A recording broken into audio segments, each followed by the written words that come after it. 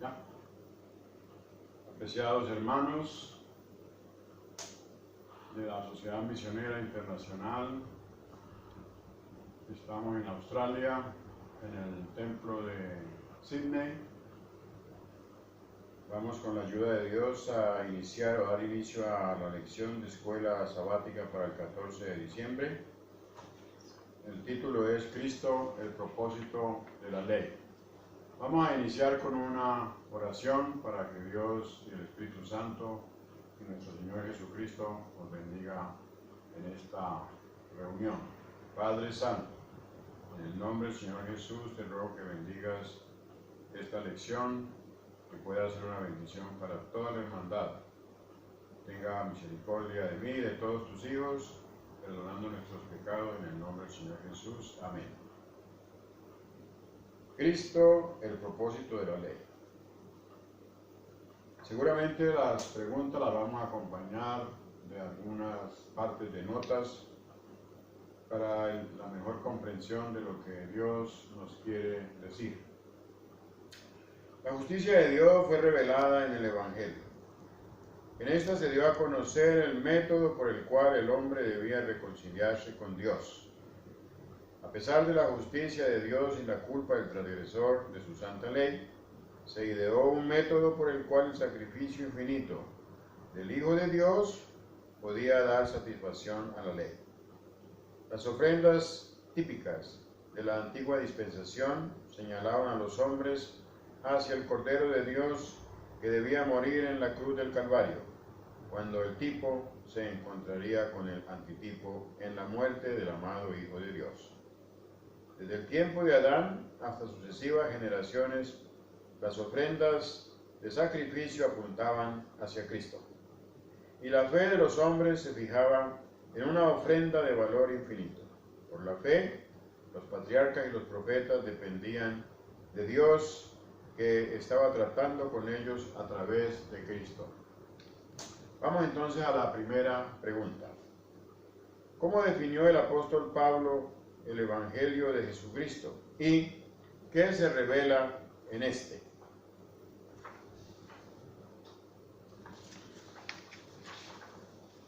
El texto bíblico dice así: porque no me avergüenzo del Evangelio, porque es potencia de Dios para salud de todo aquel que cree, al judío primeramente y también al griego, porque en él la justicia de Dios se descubre de fe en fe, como está escrito, mas el justo vivirá por la fe.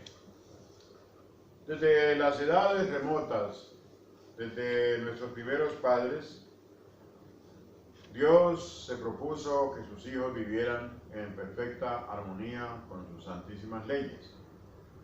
Al quebrantar esa ley preciosa, las cosas se complicaron para el ser humano. Sin embargo, Dios no dejó al hombre sin una solución. Él podía, a través del Hijo de Dios, encontrar el regreso a la vida eterna. Pero ¿cómo lo iba a hacer? Por la fe. Porque está escrito que el justo vivirá por la fe. Pablo no se avergonzó de ese evangelio. En sus días, hablar de la cruz y hablar de un judío que era el Hijo de Dios, a gentiles, especialmente a griegos, y a los judíos, no. Ellos no querían saber absolutamente nada. Mucho menos que había sido crucificado, que la muerte en la cruz era lo más horrible que le podía ocurrir a un ser humano. Y decir que este Jesús era el Hijo de Dios y que tenía que pasar por la muerte de cruz y volver otra vez a la vida, para ellos eso era imposible. Por eso él tuvo que decir: no me avergüenzo de ese evangelio, es potencia de Dios. Ahora, eso va aumentando cuando se va escuchando. La fe en el Hijo de Dios crece más y más, y es así como Dios está acercándose al hombre, por fe. El justo, el que cree, debe acercarse a Dios por fe. La ley revela al hombre sus pecados, pero no dispone ningún remedio. Mientras promete vida al que obedece, declara que la muerte es lo que le toca al transgresor. Son cosas que no se pueden cambiar. Si se allega a Dios, si cree en el Hijo de Dios, se salva. Si no cree, lamentablemente, se perderá innecesariamente. Eso es más o menos lo que podemos decir de la primera pregunta. La segunda pregunta: ¿es la justificación un logro personal que proviene de los méritos propios o es el don puro de la gracia de Dios? Pues, sin lugar a dudas, ningún mérito humano lo hace acreedor de la vida eterna, del perdón de los pecados, de volver otra vez al seno de Dios. No. El ser humano, que por gracia se puede salvar, no puede confiar en sus muy buenas obras, sino solamente en las de nuestro Señor Jesucristo. Eso sí que es maravilloso. Aquí está la verdad presentada con toda claridad. Esta misericordia y bondad son totalmente inmerecidas. La gracia de Cristo ha de justificar gratuitamente al pecador, sin mérito ni pretensión de parte de él. La justificación es el perdón total y completo del pecado. En el momento en que el pecador acepta a Cristo por la fe, es perdonado. La justicia de Cristo le es imputada y ya no ha de dudar de la gracia perdonadora de Dios. ¡Qué maravilloso! Por lo tanto, creer solamente en los méritos de nuestro Señor Jesucristo es lo que le da vida eterna al pecador. Que se humilla a Dios, le son perdonados sus pecados, y cuanto más si los confiesa, alcanza misericordia. Eso es lo que Dios le puede asegurar a todo ser humano que se allega a nuestro Señor Jesucristo. Vamos entonces aquí a un subtítulo: Israel y los gentiles en busca de justicia. Alcanzó Israel la justicia, pues este recibió la ley y conoció la voluntad de Dios. ¿Qué sucedió con los gentiles que no habían recibido la ley escrita? ¿Recibieron la justicia de Jesús por fe? ¿Qué diremos? Que los gentiles que no seguían la justicia han alcanzado la justicia. Es a saber, la justicia que es por la fe. Muy interesante. Los gentiles, algunos de ellos no tenían ni idea de un creador, de un salvador. Sin embargo, creían en la existencia de alguien superior a ellos y que los ayudaba y que los protegía y que les daba agua y les daba comida, les daba el sol, les daba la lluvia. Y cuando Pablo les habló de esto, muchos de ellos, sin dilaciones de ninguna clase, aceptaron a este Dios misericordioso. Así que entonces los gentiles, que no seguían la justicia, sino la miraban de lejos, sin entenderla, llegaron a alcanzar esa justicia. ¿Por qué? Porque creyeron. Pero el Israel, que conoció tan grande ley, que recibió la ley de Dios escrita en 2 tablas de piedra, más una cantidad de leyes innumerables, no alcanzó a esa justicia. ¿Por qué? Porque ellos no la buscaban por amor, por convicción. Tenían otras ideas religiosas y por lo tanto no llegaron a la ley de la justicia. Los cielos se abrieron en el bautizo de Jesucristo y la gloria de Dios se manifestó en la forma de una paloma bruñida de oro, que se manifestó sobre el Salvador, y una voz del cielo que dijo: este es mi Hijo amado en quien me complazco. Qué interesante. Así que, hermanos, debemos creer que es así. Nosotros no hemos visto a Dios, no hemos visto al Señor Jesús, no estuvimos presentes en su bautizo, no vimos cuando Dios le dio las leyes a Moisés, pero creemos. Y esa es la fe que vence al mundo. Creamos, hermanos, no cuesta nada. Es fácil tener pues esa creencia en nuestro Señor Jesucristo. Vamos entonces a la cuarta pregunta. ¿Por qué Israel no recibió la verdadera justicia dada por Dios? ¿Qué obstáculos impidieron que tanto las personas como los gobernantes recibieran el don de la justicia? ¿Por qué? Porque no la seguían por fe, no por obras de la ley. Sí. Sin embargo, cuando tenían que definir quién era el prójimo, tenían muchas preguntas, muchas conjeturas, muchas opiniones, porque para ellos eso de amar a un samaritano, amar a un griego, no, eso era imposible para ellos. Eso quería decir sencillamente que seguían una religión sin amor, sin gracia, pero la salvación de Dios es por la fe, no por obras, así sean de la ley. Y tropezaron en la piedra de tropiezo, a saber, en nuestro Señor Jesucristo, porque era humilde, porque era bueno, porque era puro, porque tenía misericordia. Y como ellos no tenían misericordia, por eso lo despreciaron. Así que yo pongo en Sión, dice la segunda parte del texto, en una piedra de tropiezo y piedra de caída. Y aquel que creyere en ella no será avergonzado. Jesús le dijo a los judíos que esa piedra angular había sido rechazada. El que cayese sobre esa piedra se quebrantaría. ¿Sí, hermanos? Sí, hermanas. Cuando uno acepta al Señor Jesús, se está quebrantando. Está entendiendo que debe dejar a un lado lo que no lo ayuda a ser mejor. Que sus pecados pueden ser perdonados en Jesucristo. Que los confiese, que se aparte. Eso es quebrantarse sobre el Señor Jesús. Pero hay que cuidarse que la piedra no caiga sobre nosotros, porque nos pulveriza, nos acaba.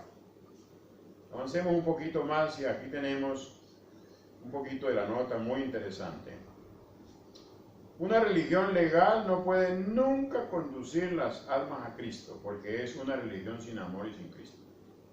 Si bien debemos estar en armonía con la ley de Dios, no somos salvados por las obras de la ley. Sin embargo, no podemos ser salvados sin obediencia. La ley es la norma por la cual se mide el carácter, pero no nos es posible guardar los mandamientos de Dios sin la gracia regeneradora de Jesús. Solo Jesús puede limpiarnos de todo pecado. Él no nos salva mediante la ley, pero tampoco nos salvará si la desobedecemos. Eso es categórico. Vamos a la quinta pregunta. Al tratar de establecer su propia justicia, ¿qué error cometieron los judíos? Aunque tenían celo por el Señor, ¿qué perdieron? Hermanos, ciertamente la voluntad de mi corazón y mi oración a Dios sobre Israel es para su bien, para salud, porque yo les doy testimonio que tienen celo de Dios, mas no conforme a ciencia, porque ignorando la justicia de Dios y procurando establecer la suya propia, no se han sujetado a la justicia de Dios. Eso sí que es un problema grave. No es solamente para los judíos, inclusive dentro de nosotros. El que no acepta por fe los méritos del Señor Jesús y cree que observando este o aquel precepto se van a salvar, sí, eso está bien, que los guarden, que los obedezcan, pero eso no los va a salvar. Salvación es solamente a través de los méritos y sacrificios de nuestro Señor Jesucristo. Como nación, el pueblo de Israel, aunque deseaba el advenimiento del Mesías, estaba tan separado de Dios en su corazón y en su vida que no podían tener un concepto correcto del carácter ni de la misión del Redentor prometido. En vez de desear la redención del pecado, así como la gloria y la paz de la santidad, su corazón anhelaba obtener liberación de sus enemigos nacionales y recobrar el poder mundanal, pues todo lo que es común, todo lo que es innecesario, eso es lo que el ser humano desea. Hombres y mujeres lamentablemente desean lo exterior y no lo espiritual. Pero lo espiritual, permítame decirles, es dulce, es maravilloso, es sincero, es honesto, en él hay amor, no hay envidia, no hay celos, hay real amor, hay real cariño. Tener grandeza como la querían los judíos a través de Jesucristo, no, eso era imposible. Jesús vino a buscar lo que se había perdido, vino a tratar de redimir a los israelitas. Lamentablemente ellos no se dejaron salvar. Eso es algo horrible. Así había logrado Satanás preparar el corazón del pueblo para que rechazase al Salvador cuando Él apareciera. El orgullo que había en el corazón de ese pueblo y sus falsos conceptos acerca del carácter y la misión del Mesías les impedirían pesar con sinceridad las evidencias de su carácter santo y maravilloso. No podía Jesús hacer más por ellos. Todo lo que tenía que hacer lo hizo. Por último fue llevado a la cruz golpeado, deformado. No lo conocían prácticamente sus amigos y todos estaban lejos de él, lamentablemente. Pero este era el Salvador, este era el Redentor, este era el Mesías prometido. Primero como Cordero de Dios que quita el pecado del mundo. Un día aparecerá en gloria, pero eso lo debemos esperar. Vamos, hermanos, entonces al fin de la ley. Esta es la sexta pregunta. El propósito de la ley era poner al ser humano en posición de lograr la justicia por sus propias obras o guiarlo a Cristo, quien le daría al hombre su propia justicia perfecta por la fe. Entonces, ¿qué es lo que debemos alcanzar? ¿Una religión legalista, materialista, o una religión que se doblega, que aprende a amar, que es sincera, que se humilla, que confiesa sus pecados? Porque el fin de la ley es Cristo, para justicia de todo aquel que cree. ¿Qué es lo que quiere decir el fin de la ley es Cristo? ¿Anular la ley? No, hermanos. Absolutamente no. La ley no puede ser anulada. Si fuese así, Jesucristo no tenía que venir aquí a la tierra a morir. ¿Para qué?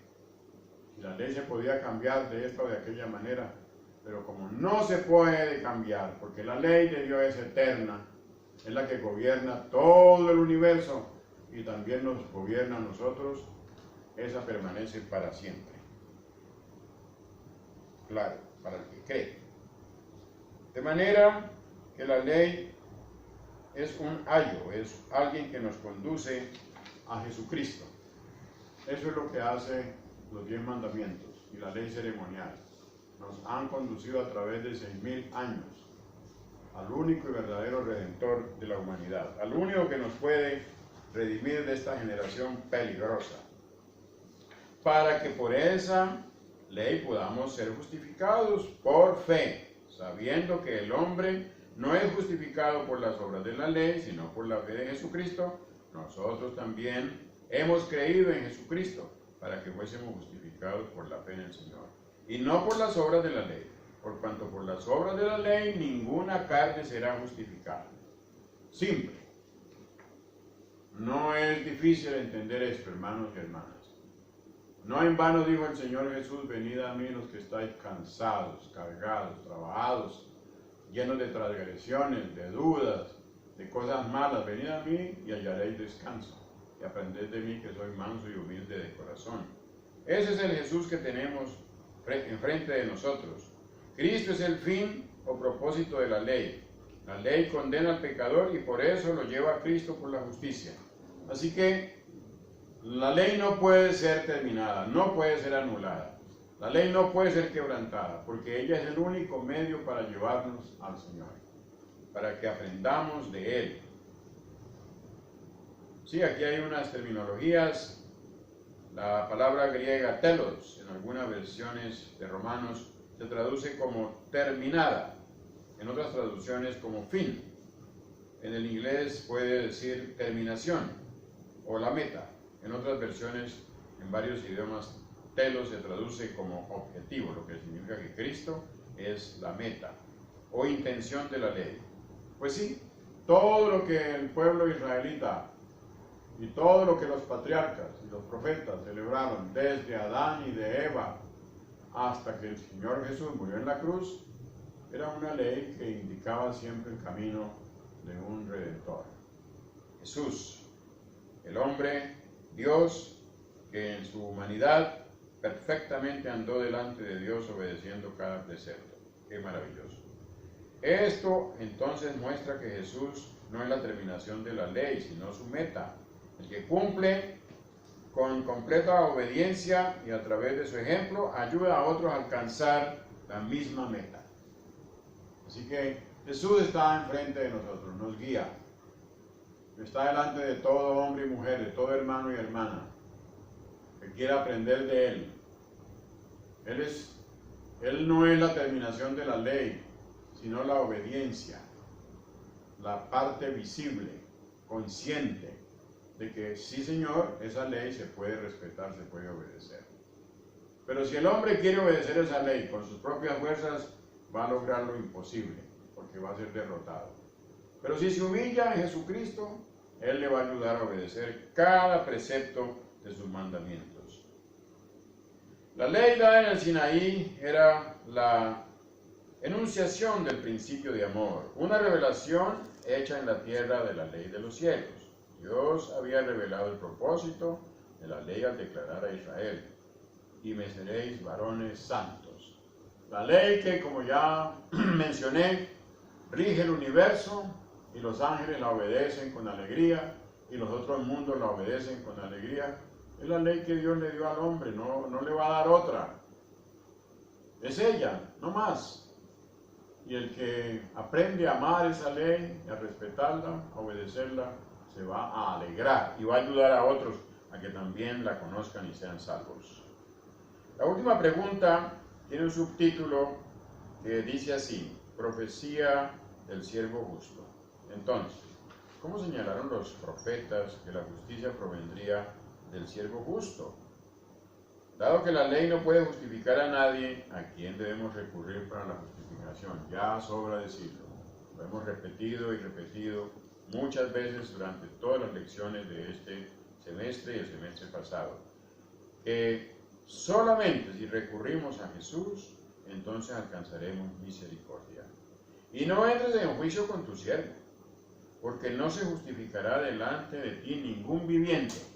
¿Cómo vamos a decirle al Señor que no fuimos hechos como debíamos ser hechos? Los profetas dicen: no puede el tiesto, el barro, decirle al que lo molda que fue mal hecho. No, hermanos, hemos sido bien hechos, con mente, con corazón, con sabiduría, con dones preciosos del habla, del tacto, del olfato, cosas preciosas en nuestras vidas. ¿Para qué? Para que sirvamos a Dios, para que nos alleguemos a Él, para que seamos agradecidos. Él es nuestro Salvador. ¿Cómo vamos a discutir con Él? Del trabajo de su alma verá y será saciado. Un día el Señor Jesús verá cuántos fueron rescatados del poder de las tinieblas por su santo sacrificio. Fue muy cruel, hermanos.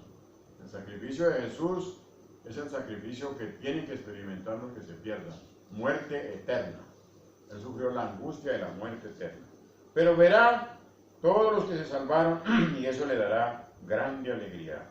El siervo de Dios quedará satisfecho porque muchos fueron salvos.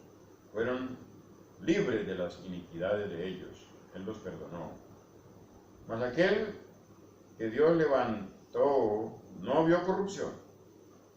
Seaos pues notorio, varones hermanos, que por este os es anunciado remisión de pecados. Y de todo lo que por la ley de Moisés no pudiste ser justificados, en este es justificado todo aquel que creyere. Dijo el apóstol Pablo, que los padres, que él y que todos los antepasados trataron de obedecer esa ley y no pudieron. Pero muchos quedaron sorprendidos. Nicodemos quedó sorprendido y dijo: creemos, sabemos que habéis venido de lo alto, porque lo que tú haces no lo puede hacer ningún hombre. Y Jesús era un hombre de carne y de hueso. Tenía nervios, tenía sangre, tenía músculos, le daba hambre, le daba sueño, se cansaba. Todo para darnos un querido ejemplo, para que no nos cansemos nosotros de seguirlo. Es precioso echarse a los brazos de Jesús, esperar confiadamente en ese gran amor del Padre revelado en su Hijo, y alcanzaremos entonces vida eterna. Cristo tenía siempre presente el resultado de su misión. Su vida terrenal, tan recargada de pena y sacrificios, era alegrada por el pensamiento de que su trabajo no sería inútil. Dando su vida por la vida de los hombres, iba a restaurar en la humanidad la imagen de Dios. Iba a levantarnos del polvo, a reformar nuestro carácter conforme al suyo y embellecerlo con su gloria. Qué maravilloso trabajo este querido Salvador. 33 años y medio con el ser humano. Le dio ejemplo a los niños, a los jóvenes, a los adultos, a los misioneros, a los pastores. Quiso atraer a todos para que se salvasen. De todas maneras, su obra no fue inútil. Su sacrificio llevará a muchos a la vida eterna. ¿Qué sostuvo al Hijo de Dios en su vida de prueba y sacrificios? Vio los resultados del trabajo de su alma y fue saciado. Mirando hacia la eternidad, contempló la felicidad de los que por su humillación obtuvieron el perdón y la vida eterna. Su oído captó la aclamación de los redimidos. Oyó a los rescatados cantar el himno de Moisés y del Cordero. ¡Qué precioso! Así que no nos cansemos, queridos hermanos. Todavía hay que seguir avanzando, seguir luchando. Estamos en el año prácticamente 2020, 1 de diciembre, o nos acercamos al 2020, y todavía tendremos que estar aquí un poco más, pero no se desanime nadie. Sigamos avanzando. Si ya tienes 10, 20, 30, 40, 50 años, 60 años de fe, eso quiere decir que el regreso de Jesús está más cerca. Y Él se alegrará de ver a sus hijos y a sus hijas contentos y agradecidos con Él, cantándole himnos, orando, confiando, esperando y trabajando por los que no saben nada de esta salvación. Cuando la ley fue promulgada desde el Sinaí, Dios hizo conocer a los hombres la santidad de su carácter, para que por el contraste pudiesen ver cuán pecaminoso era él propio. La ley fue dada para convencerlos de pecado y revelar sus necesidades de un Salvador. Haría esto al ser aplicados sus principios al corazón por el Espíritu Santo. Todavía tiene que hacer esta obra. En la vida de Cristo son aclarados los principios de esa santa ley. Y al tocar el corazón, el Espíritu Santo de Dios, al revelar la luz de Cristo a los hombres, la necesidad que ellos tienen de su sangre purificadora y de justicia justificadora, la ley sigue siendo un agente para atraernos a Cristo, a fin de que seamos justificados por la fe. La ley de los 10 mandamientos no ha de ser considerada tanto desde el aspecto de la prohibición como desde el de la misericordia o reconciliación. Sus prohibiciones son la segura garantía de felicidad en la obediencia. Al ser recibida en Cristo, ella obra en nosotros la pureza de carácter que nos traerá gozo a través de los siglos eternos. Es una muralla de protección para el obediente. Contemplamos en ella la bondad de Dios, y al revelar a los hombres los principios inmutables de justicia, procura escudarlos de los males que provienen de la transgresión. Al ser recibida en Cristo, la ley de Dios obra en nosotros la pureza de carácter que nos traerá gozo a través de los siglos eternos. Así que queremos ver vidas mejores, queremos un día alegrarnos y gozarnos de las maravillas que Dios tiene preparadas para sus hijos y sus hijas, para los niños, para los bebés, para las madres que no se desaniman, para los padres que luchan contra la maldad y la iniquidad, para proteger sus hijos de tanta inmundicia en este mundo. Sigamos, hermanos, agarrados del brazo de Dios. Jesús es nuestro garantor. Él murió por nosotros. Él se ha ofrecido voluntariamente. Dios nos ayude para seguir por fe en las pisadas y en el camino de Dios, en el camino del Señor Jesús, con la ayuda del Espíritu Santo. Amén. Vamos a terminar, hermanos, con otra oración. Padre Santo, muchas gracias por esta maravillosa lección de que hay esperanza todavía para nosotros en la sangre expiatoria de nuestro Señor Jesucristo. Dios ayude a cada querido hermano y hermana, cada joven, cada niño que estudia las lecciones de la escuela sabática, en su deseo de estar preparados para la vida eterna. Perdónanos, Señor, en el nombre del Señor Jesús te lo rogamos. Amén. Muchas gracias.